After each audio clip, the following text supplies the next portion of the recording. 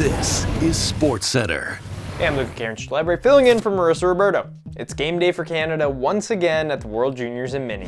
After a pair of roller coaster wins on the weekend against Czechia and Latvia, Canada might have an easier time with Denmark tonight. After destroying them 13-2 in their final pre-tournament game, Canada enters the week second in the Group B standings, trailing Finland by just 1 point, because they couldn't hold on to win in regulation against Latvia on Saturday, but could overtake the Finns tonight, who will be in tough against the Czechs this afternoon. And to get us set for tonight's game, we're bringing in our World Juniors reporter, Mark Masters. Great to see you again, Mark. The temperature is dropping outside, but Luca, in here, it's heating up. Now, it was a whirlwind weekend for Team Canada, with a pair of wild wins and even a little bit of controversy, with the no handshake gate after their Boxing Day win over Czechia. How do you think Porter Martone is handling his first week as Team Canada's captain?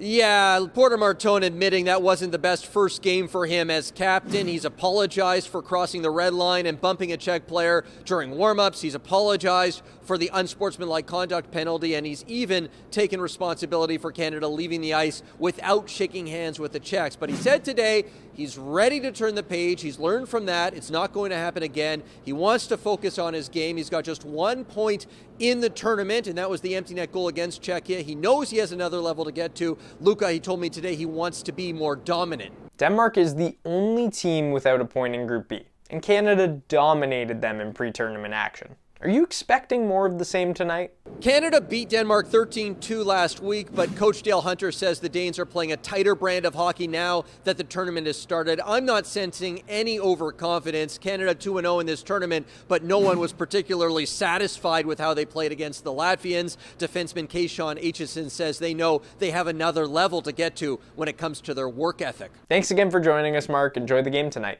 You can't spell Denmark without Mark, Luca. And our exclusive coverage of Canada's game against the Danes begins tonight at 8 Eastern, 5 Pacific on TSN. With 1 game left to go in Week 17, it's safe to say we're setting up for a wild finish in the NFL season.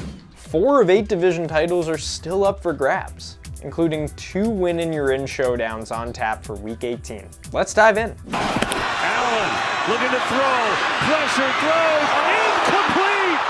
Don't see a flag! Eagles gonna hold on! With an opportunity to keep the AFC East title race alive, Josh Allen missed an open Khalil Shakir on the 2-point try, officially ending the Bills' 5-year reign atop the division. After a dominant run between 2003 and 2018 saw the Pats win all but 1 division title, the team found out when they were on the bus back to Foxborough. Comes down to this. Allen looking to throw, pressure throws.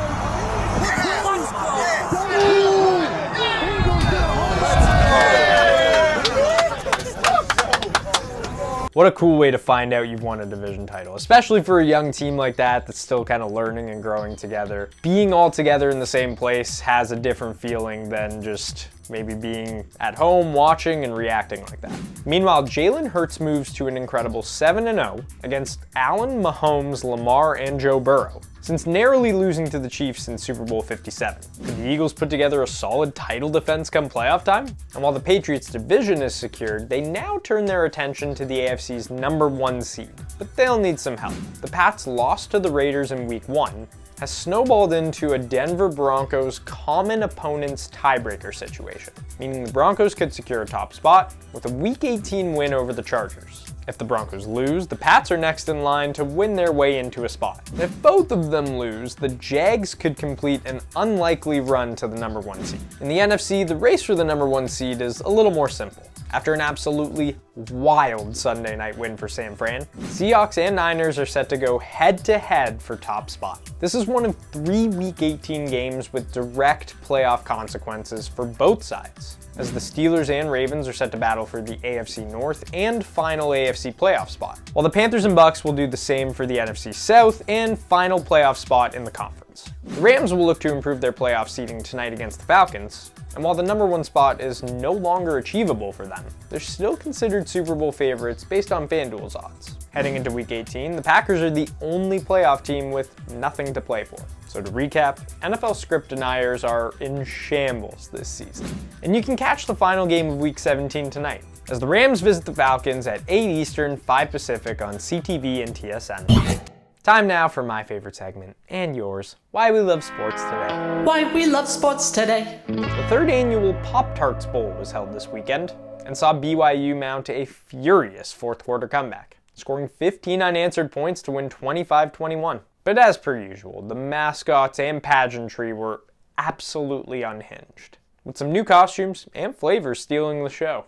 These two teams with unfinished business, and that Pop-Tart wanting to go down in flames. And the post-game ceremony was obviously what everyone was waiting for, with some new wrinkles, like an edible mini Pop-Tart shower, instead of just a traditional Gatorade shower for their head coach. BYU hangs on to win 25-21. Honey Sataki got a little snack. And that was before the instant classic moment of toasting and eating the mascots on the field. What's going on from the show, man?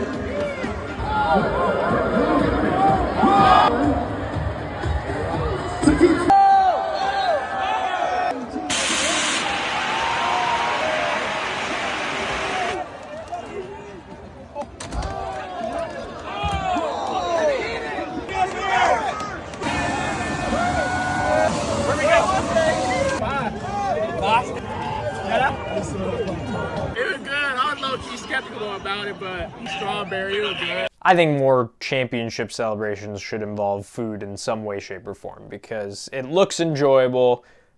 Athletes are hungry after these games as well. They want to celebrate with some food, so why not bring in more food-related trophies? And remember, the CFP quarterfinals begin on New Year's Eve, with the Cotton Bowl and number 2 ranked Ohio State taking on number 10 Miami. Coverage begins at 7:30 Eastern, 4:30 Pacific on TSN.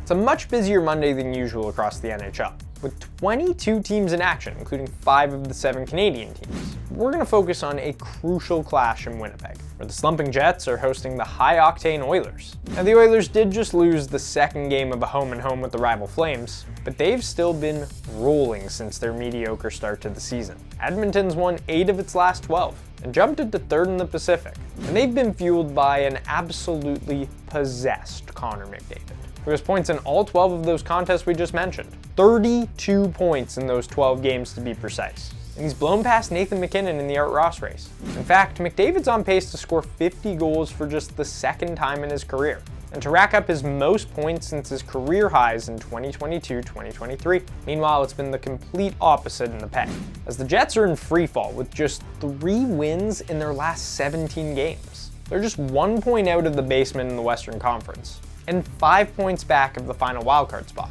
with 6 teams in front of them. Even the return of Connor Hellebuyck hasn't been able to stop the bleeding.